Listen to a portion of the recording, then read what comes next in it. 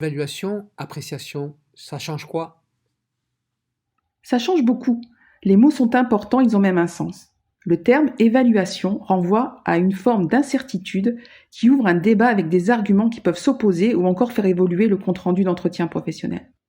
A contrario, le terme d'appréciation, accolé à la valeur professionnelle, renvoie directement à un jugement ou encore à établir finalement le prix de cette valeur professionnelle.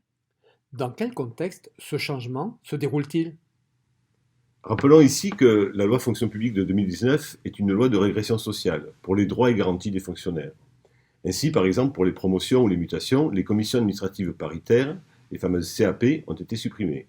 Pour l'entretien professionnel, c'est la CAP de premier niveau qui a été supprimée, la CAP locale.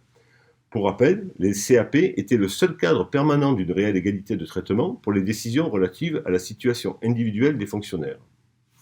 Et quel rôle va jouer le tableau synoptique? Le tableau synoptique joue déjà un rôle de sélection pour l'accès au grade supérieur au sein des catégories C et B, c'est-à-dire pour l'accès au grade d'AAP2 et d'AAP1 et pour l'accès au grade de contrôleur première classe et de contrôleur principal. Chaque cotation du tableau synoptique a une valeur, et il faut totaliser au moins 30 points sur les 3 dernières années pour espérer passer au grade supérieur. De nombreux agents et contrôleurs sont à égalité de points.